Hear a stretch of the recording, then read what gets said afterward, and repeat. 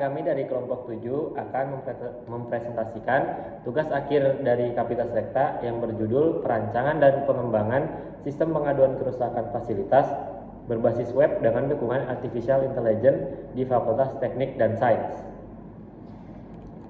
Untuk nama-nama anggotanya ada saya sendiri, Aldika Ganjar Menanda. Saya Diva Dinullah. Saya Ines Istiazah. Saya Siti Aisyah.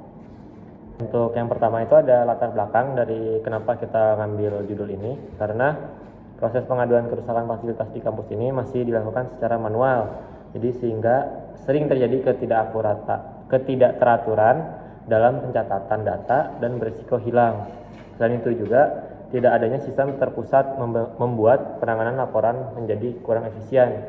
Pengelompokan laporan juga masih dilakukan secara manual dan pengguna tidak dapat mengetahui perkembangan status pengaduan secara langsung.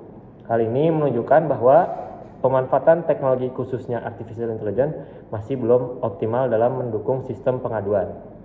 Selanjutnya itu ada rumusan masalah. Yang pertama itu bagaimana merancang sistem pengaduan kerusakan fasilitas berbasis web yang lebih terstruktur. Lalu yang kedua itu bagaimana memberikan informasi status pengaduan secara real time kepada pengguna. Lalu yang terakhir itu bagaimana mengoptimalkan pemanfaatan teknologi AI dalam sistem pengaduan. Lalu selanjutnya itu ada tujuan penelitian. Yang pertama itu mempermudah proses pelaporan dan pengelolaan data. Lalu yang kedua itu menyediakan fitur tracking status pengaduan secara langsung. Dan terakhir itu mengimplementasikan teknologi AI untuk meningkatkan efisiensi sistem. Selanjutnya ada teknologi yang digunakan. Yang pertama itu teknologi web dan database. Sistem ini dibangun berbasis web menggunakan HTML, CSS, PHP, serta didukung database untuk menyimpan dan mengelola data laporan secara terstruktur. Yang kedua itu ada Artificial Intelligence atau AI, digunakan untuk membantu proses pengolahan data, khususnya dalam mengelompokkan laporan kerusakan agar lebih cepat dan efisien. Selanjutnya ada tools machine learning. Implementasi AI dilakukan untuk melakukan klasifikasi otomatis terhadap data pengaduan. Baik, untuk selanjutnya yaitu saya akan mendemokan terkait dengan sistem pelaporan tersebut. Baik, dimulai dari tampilan utama yaitu tampilan login, dan juga kita di sini bisa daftar. Saya akan mencoba yang daftar karena saya di sini belum mempunyai akun tersebut.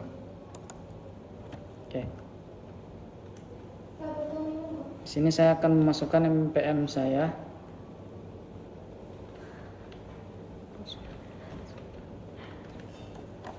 Dan saya akan memasukkan password saya.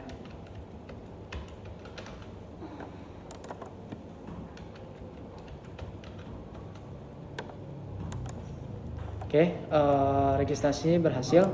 Kemudian saya akan mencoba untuk masuk ke halaman dashboard.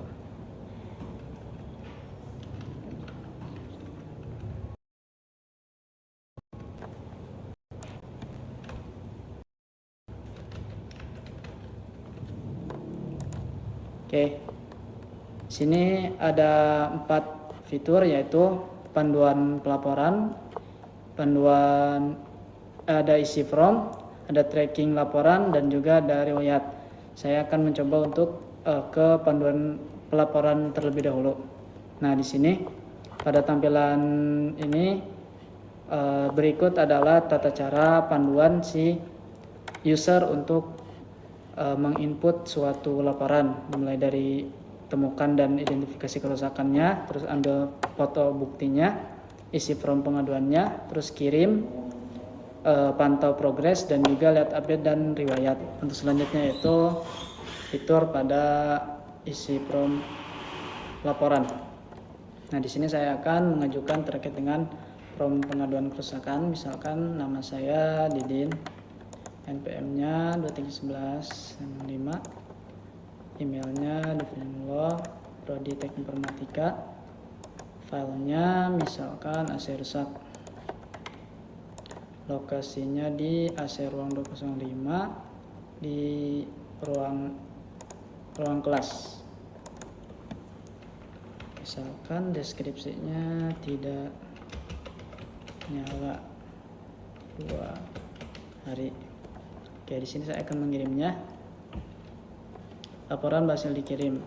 Nah, di sini akan terlihat daftar laporan. Nah, ini tadi saya telah mengirimkan, tidak nyala 2 hari, yaitu ruang kelas AC ruang 205. Di sini bisa kita lihat detailnya. Tadi saya mengirim sebuah foto juga.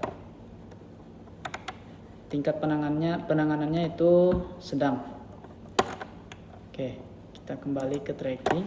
Kemudian di sini ada riwayat, di mana riwayat yang telah saya ajukan dari hari sebelumnya, dari mulai ruang kelas juga, kemudian toilet dan lain sebagainya.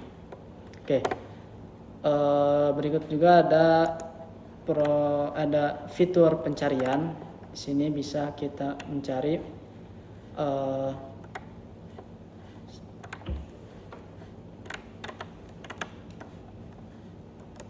gimana sih, lupa kok. Menurut ID-nya masing-masing, misalkan 19. Nah, akan keluar ID laporan yang berujung 19. Jadi nyala.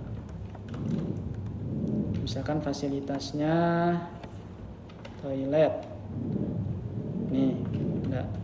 Oke, dan lain sebagainya. Oke. Selanjutnya saya akan login ke bagian akun. Nah, ini ada fitur notifikasi ya, dimana ada laporan telah selesai, terus ada teknisinya sedang OTW, ada laporan mau diverifikasi oleh admin dan sebagainya. Kemudian ada fitur profile, halaman profile. Di sini kita bisa mengupload profile kita, misalkan ini bisa diganti, langsung terganti. Oke. Nama lengkapnya, bidang studinya, NPM kita, dan juga nomor HP. Oke. Kita simpan. Nah, tekan disimpan. Kita log out. Kita ke halaman admin. Masuk ke halaman admin. Masuk. Nah, ini berikut adalah pelaporan yang telah saya lakukan. Nah, akan muncul di admin. Nah, di sini terdapat beberapa laporan. Di sini semua laporan yang telah diajukan ada 7, dan diterima oleh admin ada 5, diverifikasi belum ada, kemudian prosesnya 1, selesai 1, dan ditolak. Nah, di sini ada beberapa laporan dan saya akan mencoba untuk mengupdate-nya. Nah, misalkan laporan yang tadi akan kami tolak, ketika disimpan maka akan masuk ke data tersebut. Kemudian bisa dilihat kita detail di halaman adminnya. Oke. Dan di sini kita bisa memfilternya. Bisa diterima, verifikasi, proses, ditolak. Nah, ini yang barusan saya tolak. Di sini juga ada fitur pencarian berdasarkan nama, NPM ataupun lokasi. Seperti tadi ruangan. Cari ruang. Nah, oke. Ya, berhasil. Lagi, udah. Ini tunjukin di halaman usernya juga berubah. Oke, selanjutnya saya akan yang perubahan yang tadi, atau misalkan laporan yang tadi ditolak, kita lihat di sini. Maka laporan yang tadi saya ajukan ditolak berdasarkan yang admin update.